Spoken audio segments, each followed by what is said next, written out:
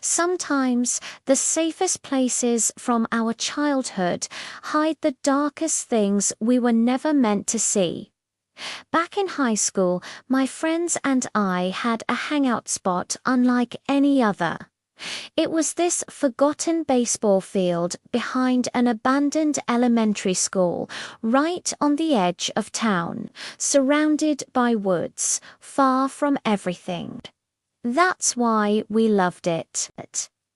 The bleachers were rusted out, half the fence was gone, but this one old lamp post beside the field still worked. It glowed with this weird, eerie orange light, casting these long, distorted shadows across the dirt. We never understood how it still had power. Maybe the town just forgot to disconnect it, or maybe it was never forgotten at all.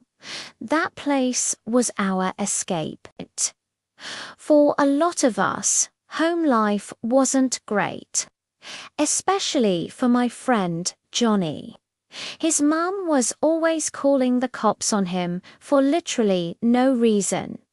But at that field, we were untouchable. We'd sit on those rickety bleachers for hours, smoking cheap cigarettes, talking about dreams we knew we'd never chase, and just laughing about nothing. But every once in a while, I'd look out into those pitch-black woods and get this feeling.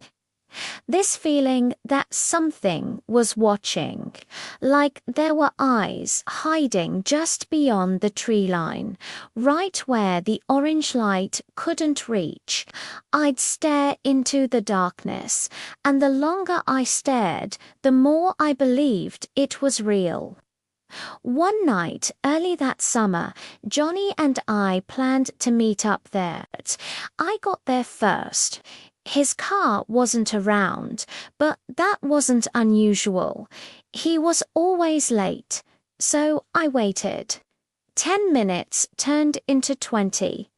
20 turned into an hour. Still nothing. And the longer I sat there alone, the more wrong the place felt. The woods were too quiet. Even the light above me seemed to buzz with this uneasy rhythm. I finally sent him a few texts, waited another 10 minutes, and just drove home. The next morning, I woke up and saw my messages to Johnny were still unread. No response. Then my mum came into my room and asked, "Hey, have you seen Johnny?" That's when everything changed.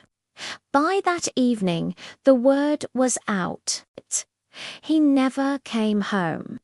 Within days, there were search parties combing through the woods behind the old school.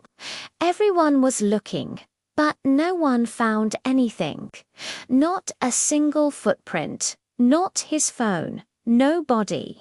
It was like he just vanished off the face of the earth. About a month later, I went back. I don't even know why.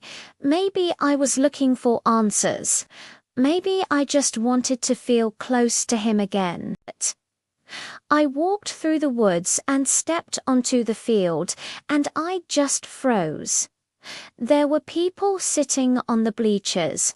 3 of them, completely still, like statues. And then there was a 4th person, a man, dancing in front of them, skipping and spinning, waving his arms like he was celebrating something only he could see. I just stood there in shock.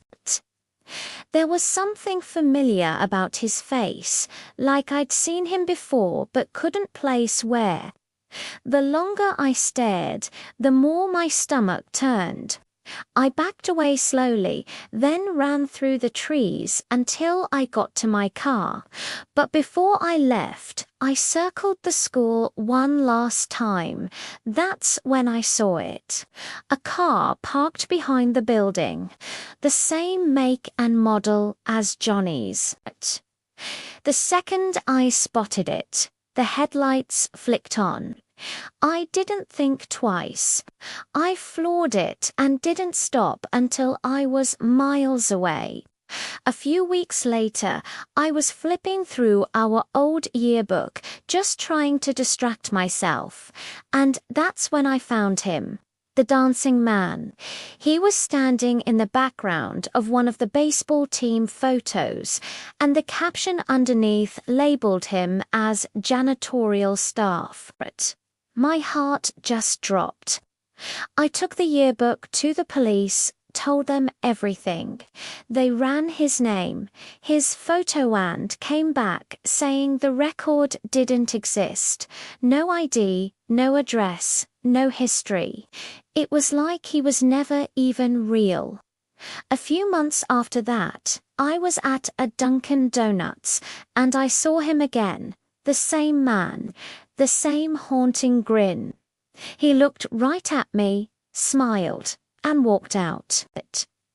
I followed him outside, but he jumped into a car before I could catch up, and that's when I saw it. The license plate.